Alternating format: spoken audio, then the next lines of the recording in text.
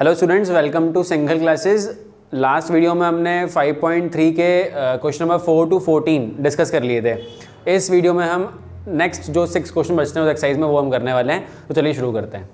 तो next question number 15 से start करना है अपन को। क्वेश्चन नंबर 15 दे रखा है आपको, contract on construction job specifies a penalty for delay of completion beyond a certain date as follows. ठीक है, कंस्ट्रक्शन जॉब है, अगर वहाँ पर आप डिले करते हैं, एक दिन डिले करते हैं, एक दिन देरी से काम होता है तो आपको पेनल्टी देनी पड़ेगी 200 रुपीज़ की, जो भी कॉन्ट्रैक्टर है उसको देनी पड़ेगी। ठीक है, अगर वो सेकंड डे के लिए पेनल्टी 250, मतलब हर दिन पेनल्टी बढ़ रही है।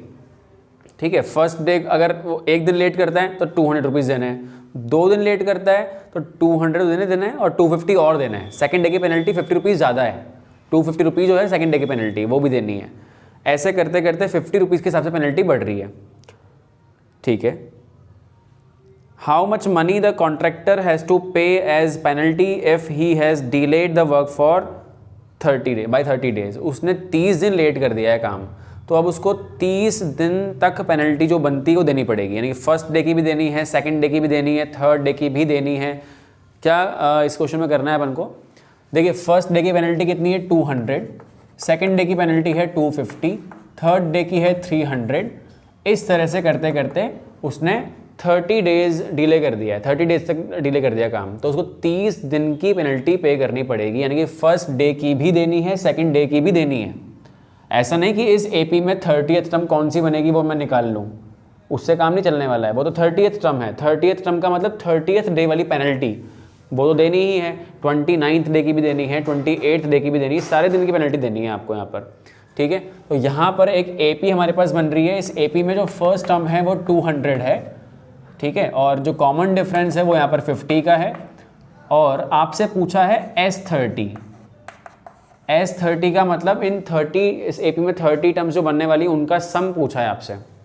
ठीक है, A30 का मतलब होता है 30th टर्म, वो तो 30th डे की पेनल्टी है। हमें तो 30 दिन की पेनल्टी देनी है, सभी दिनों की देनी है पेनल्टी। ठीक है, तो S30, SN का फॉर्मूला क्या होता है? SN का फॉर्मूला होता है n/2 ब्रैकेट में 2a + n-1 इंटू d। और मैं यहाँ पर n को 30 पुट कर रहा हूँ। a की जगह क्या है हमारे पास? 200 है। 30 - 1 होता है 29 और d कितना है? d हमारे पास 50 है। ठीक है, तो ये कट जाएगा इससे 15 टाइम, यहाँ आ जाएगा 400। और अगर आप इसको मल्टीप्लाई करते हैं तो आ जाएगा 5 × 9 = 45 का 5 4, 5 to the 10 + 4 14 50। ठीक है, अब 15 को मुझे मल्टीप्लाई करना होगा, 1450 को जोड़ना है आपको 400 में, कितना आ जाएगा? 1850। मल्टीप्लाई कर लेते हैं, 0 15 5 = 75, 7 यहाँ पर आ जाएगा, 15 8 = 120 + 7 127, 12 27। तो इसका आंसर है 27,750 रुपीज़। तो उस कॉन्ट्रैक्टर को 30 दिन की पेनल्टी जो देनी है वो देनी है 27750। तो नेक्स्ट क्वेश्चन हमारे पास में है question number 16। A sum of ₹700 is to be use to give 7 cash prizes to students of a school for their overall academic performance. ठीक है, एक स्कूल में 700 रुपीज़ यूज़ किए गए हैं 7 कैश प्राइज़ देने के लिए, मतलब सातों प्राइज़ मिलाकर 700 में आ गए। ठीक है, 700 रुपये जो यूज़ किए हैं उनसे 7 कैश प्राइस बन रहे हैं। ठीक है, if each price is 20 rupees less than it's preceding price, her price जो है वो उसके पहले वाले से 20 रुपीज़ कम है। ठीक है, find the value of each of the prizes. तो आपको यहाँ पर पता करना है कि कितने कितने रुपीज़ के प्राइस हैं वो। ठीक है, कैश प्राइस कितने कितने रुपीज़, पहला प्राइस कितने का है, सेकंड कितने का है, ऐसे आपको टर्म्स पता करनी है। तो हम ये एज्यूम कर लेते हैं कि फर्स्ट प्राइस जो है वो A है। ठीक है, और नेक्स्ट जो होगा वो कितना होगा? A - 20। नेक्स्ट कैश प्राइस जो है वो कितना है? इससे 20 कम है। अगर वो इससे 20 कम होगा तो डिफरेंस क्या मिलने वाला है आपको? -20 का मिलने वाला है डिफरेंस हमें। प्राइजेस कितने हैं? 7 प्राइजेस हैं, और उन सभी प्राइजेस की वैल्यू जो भी है उनको मिलाकर कितना होना चाहिए? 700। तो क्योंकि जो भी कैश यूज़ किया गया है प्राइजेस देने के लिए वो 700 ही है, उस 700 में से ही शायद प्राइस बन रहे हैं। ठीक है, तो उन 7 टर्म्स का सम क्या है? 700। ठीक है, तो SN का फॉर्मूला होता है n/2 ब्रैकेट में 2a + n-1d। ठीक है, SN जो है वो 700 होगा, n 7 है, 7 कैश प्राइस है, 7 टर्म्स होंगी, है ना एपी में। ये एक AP बन रही तो दिख ही गया होगा आपको, AP बन रही है क्योंकि हर प्राइस में 20 का डिफरेंस आ रहा है, तो AP बन रही है, इसलिए हम AP अप्लाई कर रहे हैं फॉर्मूला यहाँ पे। तो जो फर्स्ट टर्म है वो A है, हमें पता नहीं है वो, n-1 यानी कि 7 - 1 क्या हो जाएगा 6, और D कितने का है -20 का है। D यहाँ पर -20 क्योंकि हर क्रैश आगे का जो प्राइस आ रहा है वो क्या आ रहा है, कम आ रहा है, ठीक है ना, वैल्यू इसकी कम है, तो D नेगेटिव है। तो 700 यहाँ पर है, 7 यहाँ पर डिवाइड में आ जाएगा, 2 पर मल्टीप्लाई भेज देता हूँ, या 2 को आप उधर भी रख सकते हैं, अपन बाद में कॉमन वाले काट देंगे, ठीक है। यहाँ पर 1/2 छोड़ देता हूँ, अगर मैं अंदर से 2 कॉमन निकालूँ तो क्या बचेगा अंदर, यहाँ पर बचेगा A, और यहाँ पर 2 कॉमन निकालो 3 बचेगा, 6 की जगह 3 को 20 से मल्टीप्लाई कर लेंगे कितना, -60 आ जाएगा, -60 आ जाएगा। और जो हमने 2 कॉमन निकाला था उस 2 से ये वाला 2 कट जाएगा, ठीक है। तो यहाँ तो आ गया है 100, यहाँ तो आ चुका है 100, और इधर आ चुका है अपने पास में A -60। तो यहाँ से जो फर्स्ट टर्म आ जाएगी वो आ जाएगी 160, यानी कि फर्स्ट प्राइस जो है वो पता पड़ चुका है आपको। अगर आपको फर्स्ट प्राइस पता पड़ चुका है तो सेकंड प्राइस क्या करना है, उसके लिए 20 कम कर देना है। तो फर्स्ट प्राइस जो है वो तो 160 का है, बिल्कुल इस तरह से। सेकंड क्या हो जाएगा 140 हो जाएगा, third price 120, fourth price 100, fifth price 80, sixth price 60 और सेवेंथ प्राइस 40। तो ये इस तरह से हमने सारे कैश प्राइजेज जो हैं वो पता कर लिए हैं, ठीक है। तो नेक्स्ट क्वेश्चन हमारे पास क्वेश्चन नंबर 17 है। In a school students thought of planting trees in and around the school to reduce air pollution. It was decided that the number of trees that each section of each class will plant will be the same as the class in which they are studying. Example, a section of class 1 will plant 1 tree, a section of class 2 will plant 2 trees and so on till class 12th. There are 3 sections of each class. How many trees will be planted by the students? ठीक है, क्या हो रहा है कि student एक कुछ school है, उसमें स्टूडेंट्स ने सोचा कि प्लांट ट्रीज़ लगाते हैं। तो क्लास फर्स्ट के जो बच्चे हैं वो सब मिलकर, देखो एक सेक्शन मिलकर एक पौधा लगाएगा, एक ट्री लगाएगा।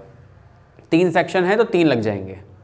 क्लास 2 के बच्चे हैं तो क्लास 2 का एक सेक्शन, क्लास सेकंड का एक सेक्शन 2 लगाता है। मतलब जिस क्लास में पढ़ते हैं ना वो उतने प्लांट लगा रहे हैं, वो उतने ट्रीज़ लगा रहे हैं जिस क्लास में वो पढ़ते हैं। और हर क्लास के सेक्शन कितने हैं, 3 सेक्शन है। अगर क्लास 1 के भी 3 सेक्शन हैं और क्लास 1 वाले बच्चे तो एक पौधा लगाने वाले हैं, एक सेक्शन एक प्लांट लगाएगा, तो 3 लग जाएंगे क्लास 1 के लिए। क्लास 2 में कितना हो जाएगा, क्लास 2 में 6 लग जाएंगे, क्योंकि क्लास 2 का एक सेक्शन लगाता है 2 ट्रीज़, तो 3 सेक्शंस 6 ट्रीज़, ठीक है। तो इस तरह से आपके पास में एक AP यहाँ पर बन सकती है 3, 6, 9, है ना।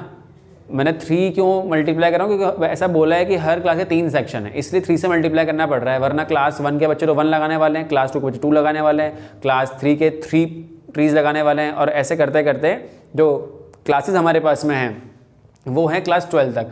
तो क्लास 12 के बच्चे कितने लगाएंगे, 12, लेकिन 3 सेक्शंस हैं इसीलिए हम 3 से भी मल्टीप्लाई कर रहे हैं, ठीक है। तो क्लास 12 के बच्चे लगाने वाले हैं 36, ठीक है। अब आपको ये पता करना है कि टोटल मिलाकर कितने ट्रीज लगाए गए, यानी कि सम पता करना है आपको। तो SN का फॉर्मूला होता है n/2 ब्रैकेट में A + L, ठीक है।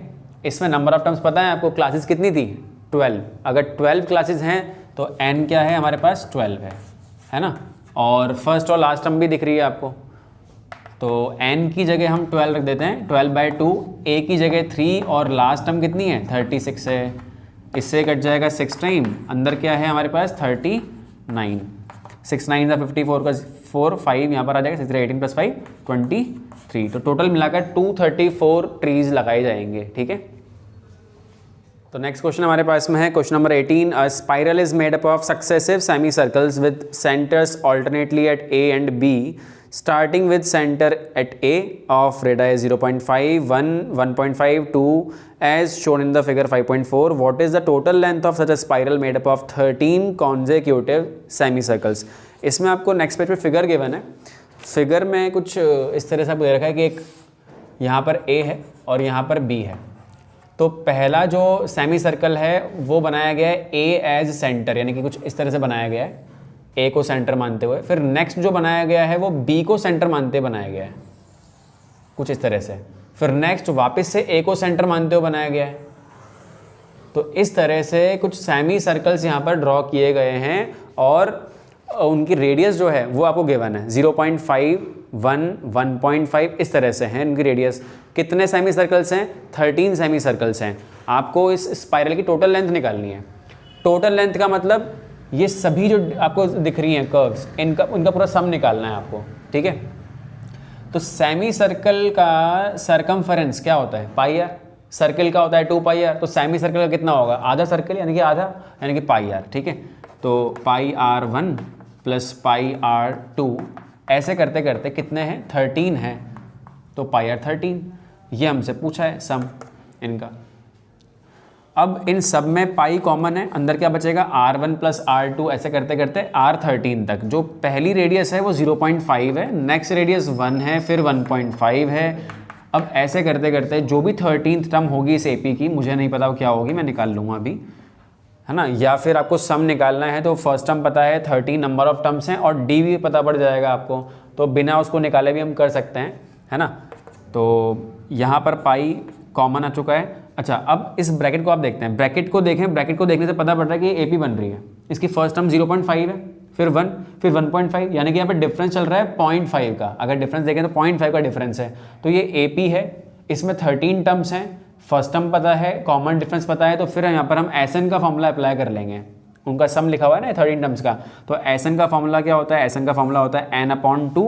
टर्म्स कितनी है? 13, तो 13/2 ब्रैकेट में आएगा 2a, 2 इंटू 0.5 प्लस n-1 यानी कि 13-1, और D जो है वो भी 0.5 का है।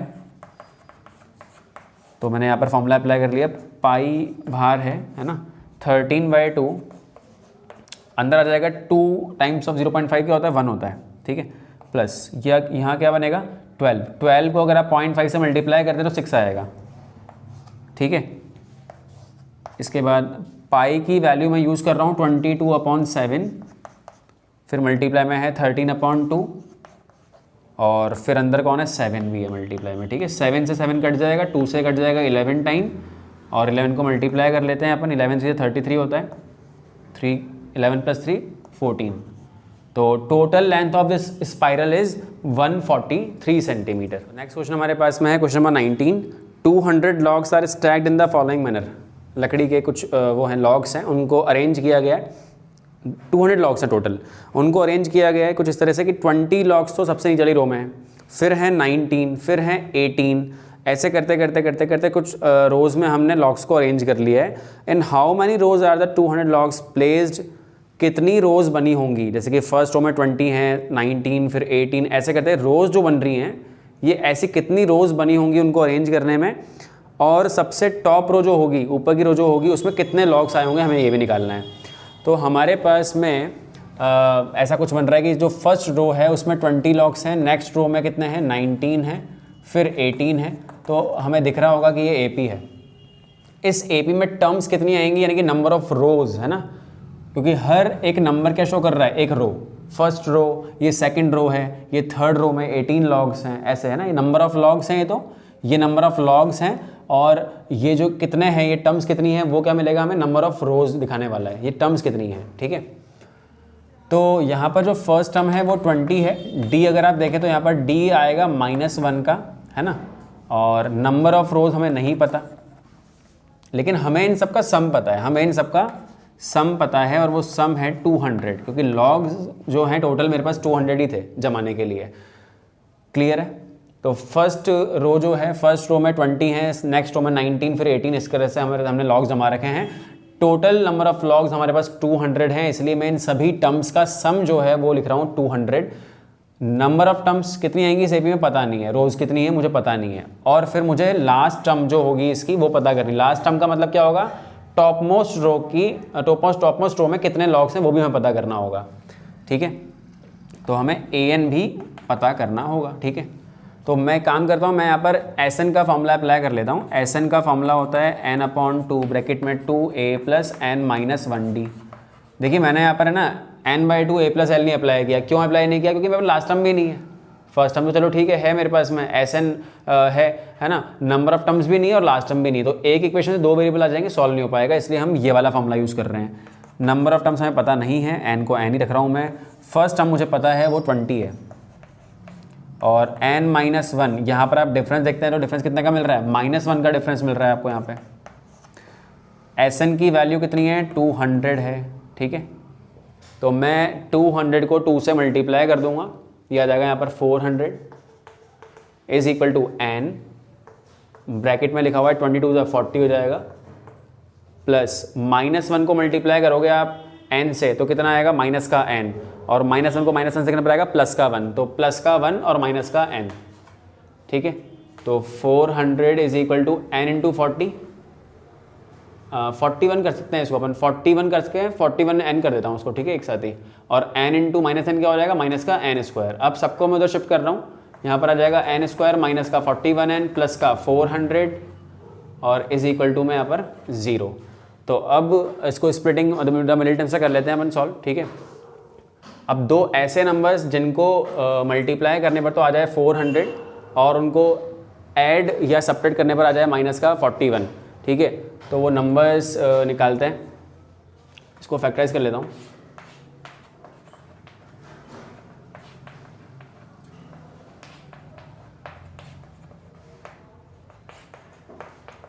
अब इनमें से कुछ ऐसे नंबर्स दो हमें सेलेक्ट करें जिनका सम जो है जिनका सम तो 41 बन जाए और उनको मल्टीप्लाई करने पर कितना आ रहा हो, 400, ठीक है। तो 25 and 2 to the 4 to the 8 to the 16, ठीक है। 25 और 16 जो है वो दो ऐसे नंबर्स हैं जिनको अगर आप ऐड करते हैं तो कितना मिल जाएगा, 41। माइनस का है तो हम दोनों नंबर माइनस के ले लेंगे, ठीक है। मैंने आपको दिखा दिया कि फैक्टराइज करके कैसे हम पता कर सकते हैं वो नंबर्स, बहुत सिंपल चीज़ है। नहीं आता आपको ये तो फिर हम वो कर सकते हैं, क्वाड्रेटिक फार्मूला से भी कर सकते हैं। क्वाड्रेटिक फार्मूला क्या होता है, माइनस का b प्लस माइनस √d/2 है, उससे भी इसको सॉल्व कर सकते हैं, ठीक है। तो नंबर्स हमें मिल चुके हैं, माइनस का 25n और माइनस का 16n प्लस का 400 इज इक्वल टू 0। इन दोनों में आप देखें n कॉमन है, बचेगा n-25, इनमें माइनस का 16 कॉमन निकालेंगे तो बचेगा n-25। अब आपको n-25 कॉमन मिल जाएगा, यहाँ बचेगा n-16 इक्वल टू 0। अगर आप इसको 0 करते हो तो n आएगा 25, इसको करते हैं 0 तो n आएगा 16। दोनों ही हमें नंबर्स लेने पड़ेंगे, क्योंकि दोनों पॉजिटिव आए हैं। नंबर ऑफ रोज़ जो हैं वो कोई नंबर है तो पॉजिटिव तो होगा ही, तो दोनों ही पॉजिटिव आए हैं तो दोनों कंसिडर कर लेते हैं। लेकिन इसमें एक दिक्कत ये आ सकती है कि अगर नंबर ऑफ रोज़ ये होती हैं तो हम ये चेक करना पड़ेगा हमें कि आखिरी रो में टर्म जो लॉग्स हैं वो कितने हैं, आखिरी रो में जो लॉग्स हैं वो कितने हैं, यानी कि an निकाल के देख लेते हैं एक बार अपन, ठीक है। तो an का फॉर्मूला होता है a प्लस n-1d, है ना, a प्लस n-1d। a कितना है, a 20 है, प्लस अगर मैं n को 25 कंसिडर करता हूँ तो यहाँ आएगा 24, और d कितना है, माइनस का 1, तो 20 और ये आ जाएगा -24, यानी कि आएगा माइनस का 4। इसका मतलब क्या हुआ, अगर मैंने नंबर ऑफ रोज़ जो हैं अगर मैं 25 ली तो आखिरी रो में नंबर ऑफ लॉग्स, an का मतलब क्या होता है, नंबर ऑफ लॉग्स, an मतलब टर्म दिखा रहे हो आप, टर्म का मतलब तो नंबर ऑफ लॉग्स है और number of terms number of rows हैं, ठीक है। तो हमने देखा कि अगर इसमें नंबर ऑफ रोज़ 25 हैं तो आखिरी रो में यानी कि 25th रो में -4 लॉग्स हैं। -4 लॉग्स पॉसिबल ही नहीं है, नंबर ऑफ लॉग्स भी तो कोई पॉजिटिव नंबर ही होगा, नंबर ऑफ लॉग्स का भी तो कोई पॉजिटिव नंबर ही होगा ना वो भी, तो नंबर ऑफ लॉग्स जो है -4 पॉसिबल नहीं है। इसका मतलब नंबर ऑफ रोज़ 25 हम नहीं लेंगे, क्या लेंगे, 16 लेंगे। इसका मतलब इस पूरे इसमें जब जमाया गया इस तरह से तो इसमें 16 रोज़ हैं, इसमें 16 रोज़ हैं, और आप ये पता कर लें कि 16th रो में कितने लॉग्स हैं वो भी हम पता कर लेते हैं। a प्लस 15d कर लेता हूँ, 20 प्लस 15, d की वैल्यू -1 है, आंसर आएगा 5। तो जो टॉप मोस्ट रो है उसमें आपके 5 लॉग्स हैं, ठीक है। तो इस एक्सरसाइज का लास्ट क्वेश्चन हमारे पास में है, question number 20। In a potato race, a bucket is placed at the starting point, which is 5 meters from the first potato, and the other potatoes are placed 3 meters apart in a straight line. There are 10 potatoes in the line. A competitor starts from the bucket, picks up the nearest potato, runs back with it, drops it in the bucket, runs back to pick up the next potato, runs to the bucket to the drop it in, and she continues in the same way until all the potatoes are in the bucket. What is the total distance the competitor has to run? ठीक है, तो क्या हो रहा है इस question में देखें, एक बकेट है और कुछ पोटैटोज जो यहाँ पे रखे हुए हैं, ठीक है। एक कंप्यूटर है, एक कंप्यूटर जो इस कंपटीशन में है, ठीक है, वो क्या कर रही है, वो यहाँ से स्टार्ट कर रही है, बकेट पे खड़ी हुई है अभी, वो यहाँ से जाएगी, जो पहला पोटैटो है इसको उठा के यहाँ पर वापस आएगी, फिर जाएगी, फिर सेकंड वाले को उठा के वापस आएगी, फिर जाएगी, फिर थर्ड को उठा के वापस आएगी। यानी कि हमें दिख रहा है कि वो ये डिस्टेंस जो है 2 बार कवर कर रही है। ये डिस्टेंस जो है 5 मीटर है। जो फर्स्ट पोटैटो है वो बकेट से कितना दूर है, 5 मीटर दूर है।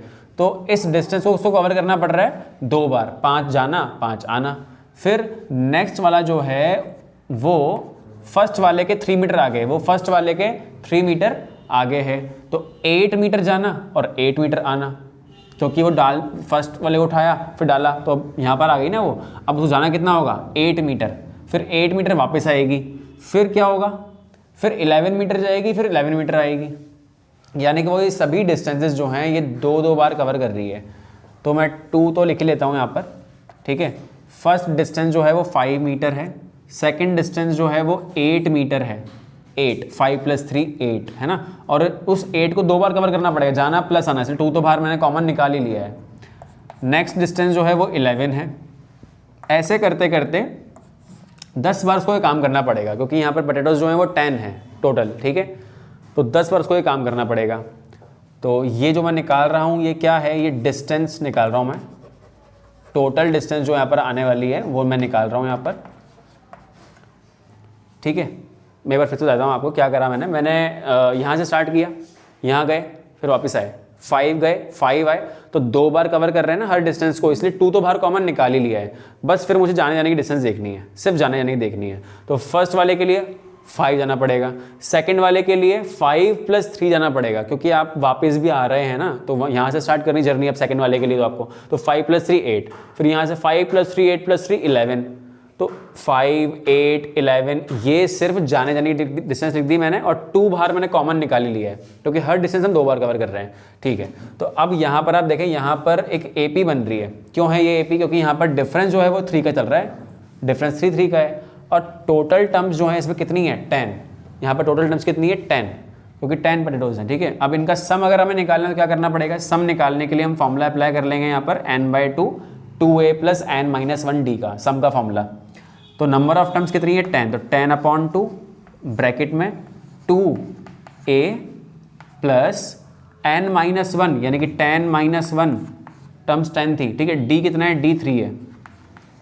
देखिए मैंने यहाँ पर फॉर्मूला लिखा नहीं है, लेकिन आप लोग जब करेंगे एग्जाम में आता है तो पहले फॉर्मूला आपको लिखना पड़ेगा, उसके बाद हम ये वैल्यूज पुट करते हैं, ठीक है। मैं समझा रहा हूँ आपको कैसे करना है, तो मैंने फॉर्मूला अप्लाई नहीं किया, मतलब फॉर्मूला लिखा नहीं है मैंने, डायरेक्ट वैल्यूज डाल दी हैं, लेकिन आप लोग फॉर्मूला लिखेंगे फिर वैल्यू पुट करेंगे। तो यहाँ पर देखें आप, 2 से ये 2 कट सकता है, मल्टीप्लाई में ही ना कट सकता है। अंदर क्या बच जाएगा हमारे पास में, अंदर बच जाएगा 10, फिर अंदर कौन है, वापस 10 है ना, फिर प्लस 9 3 जा, ये 9 हो जाए, 9 3 जा 27। तो आप देखें 10 × 37 ये होता है 370 मीटर, ठीक है। तो इस लड़की को टोटल डिस्टेंस जो कवर करनी होगी वो कितनी होगी, 370 मीटर होगी। तो हमने ये चैप्टर अब NCERT का जो एक्सरसाइज हमने कंप्लीट कर ली है। इसमें एक ऑप्शनल एक्सरसाइज भी है, तो ऑप्शनल एक्सरसाइज आप खुद ट्राई करें, ठीक है। और आपको अगर नहीं आता है, किसी क्वेश्चन में डाउट आता है, तो आप कमेंट सेक्शन में क्वेश्चन नंबर बताएं मुझे, मैं सॉल्व करूँगा उसको, ठीक है। ऑप्शनल एक्सरसाइज भी इंपॉर्टेंट होती हैं, उसमें लिखा हुआ है कि एग्जामिनेशन पॉइंट ऑफ व्यू से इंपॉर्टेंट नहीं है, बट वो इंपॉर्टेंट होती हैं, उसके क्वेश्चंस भी आ सकते हैं, चांस कम है बट आ सकते हैं ना, तो हमें छोड़ना कुछ भी नहीं है। तो आप लोग करें, और नहीं आता है तो आप मुझसे कमेंट सेक्शन में पूछ सकते हैं, ठीक है, मैं बताऊँगा उसको। तो अगर आपको हमारी वीडियो पसंद आती है तो वीडियोज़ को लाइक और शेयर कीजिए और चैनल को सब्सक्राइब कीजिए।